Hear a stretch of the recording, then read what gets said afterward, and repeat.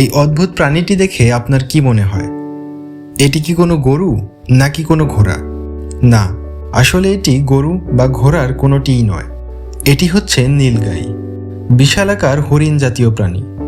আসলে এদেরকে হরিণ বলাটাও পুরোপুরি সঠিক হবে না, কারণ এরা হচ্ছে এশিয়ার বৃহত্তম অ্যান্টিলোপ, যাদেরকে বৈশিষ্ট্য বিবেচনায় হরিণ জাতীয় প্রাণী বলা যায়।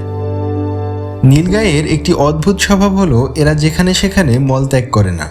একটি নির্দিষ্ট এলাকার একটি নির্দিষ্ট স্থানেই এরা বারবার মলত্যাগ করে।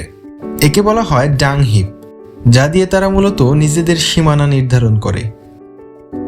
এই অনন্য সুন্দর প্রাণীটি একসময় আমাদের দেশের স্থায়ী বাসিন্দা ছিল, কিন্তু দুঃখের বিষয় এই প্রাণীটি আজ বাংলাদেশ থেকে বিলুপ্ত। বিলুপ্ত প্রাণী সিরিজের আজকের পর্বে আমরা জানব নীলগাইয়ের অদ্ভুত সব বৈশিষ্ট্য।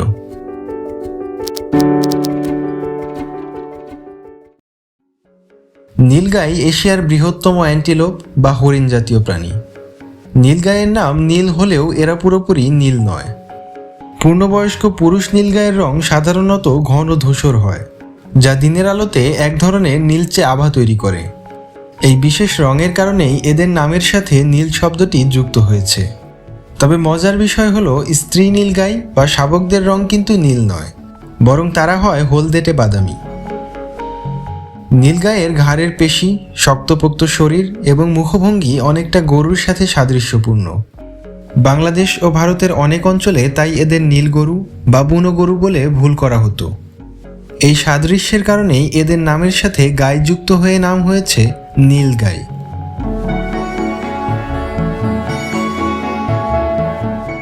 নীলগাইয়ের শারীরিক গঠন একে অন্য সব প্রাণী থেকে আলাদা করেছে। এটি দেখতে কিছুটা ঘোড়া, কিছুটা গরু আর কিছুটা হরিণের সংমিশ্রণ। এদের দেহের পেছনের অংশ সামনের তুলনায় কিছুটা ঢালু, যা অনেকটা জেব্রা বা ঘোড়ার সাথে সাদৃশ্যপূর্ণ। এরা লম্বায় মোটামুটি 2 মিটার ও উচ্চতায় 4 থেকে 5 ফুট, আর এদের ওজন হয় প্রায় 200 কেজির কাছাকাছি। তবে কিছু কিছু ক্ষেত্রে একটি পূর্ণবয়স্ক নীলগাইয়ের ওজন 300 কেজিরও বেশি হতে পারে। স্ত্রী নীলগাইয়ের শিং হয় না, শুধুমাত্র পুরুষ নীলগাইয়ের মাথায় 2টি ছোট, সোজা এবং কিছুটা শঙ্কু আকৃতির শিং থাকে। এই শিংগুলো হরিণের মতো ডালপালা যুক্ত নয় এবং এগুলো কখনো খসে পড়ে না। শিংয়ের দৈর্ঘ্য সাধারণত 15 থেকে 20 সেন্টিমিটারের মতো হয়। এখানেই এরা হরিণ থেকে কিছুটা আলাদা, কারণ হরিণের শিং স্থায়ী না, প্রতি বছর ঝরে যায়, যেখানে অ্যান্টিলোপদের শিং স্থায়ী। এ কারণেই নীলগাইকে পুরোপুরি হরিণ বলাটা সঠিক নয়।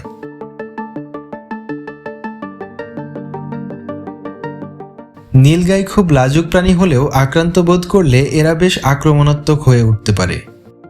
এমনকি পুরুষ নীলগাইরা নিজেদের সীমানা রক্ষার জন্য হাঁটু গেড়ে বসে একে অপরের সাথে প্রচণ্ড শক্তিতে লড়াই করে। এরা লড়াইয়ের সময় শিং থাকা সত্ত্বেও শিংয়ের চাইতে হাঁটু বেশি ব্যবহার করে। এটি দেখতে অনেকটা মানুষের কুস্তি বা রেসলিংয়ের মতো হয়।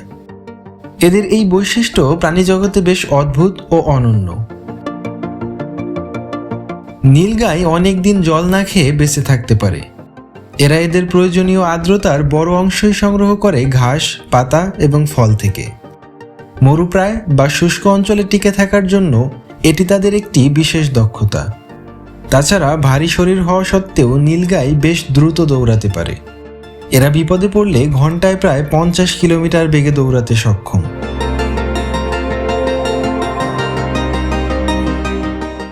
একসময় বাংলাদেশের উত্তরবঙ্গে প্রচুর নীলগাই দেখা যেত।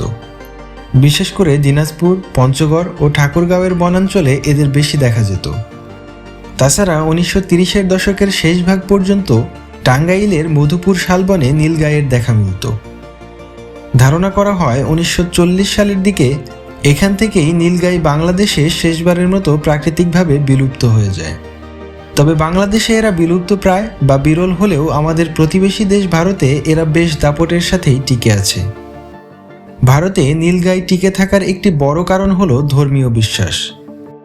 অনেক হিন্দু ধর্মাবলম্বী এদেরকে গাই বা গরুর সমগোত্রীয় মনে করে শ্রদ্ধা করেন এবং কোনো ক্ষতি করেন না, যার কারণে ভারতেই নীলগাইয়ের সংখ্যা সবচেয়ে বেশি।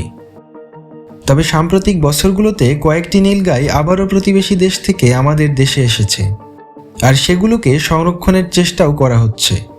কিন্তু এখন আর এদেরকে আমাদের বন্য পরিবেশে দেখা যায় না বলে এদের নাম এখন বাংলাদেশের বিলুপ্ত প্রাণীদের তালিকায়।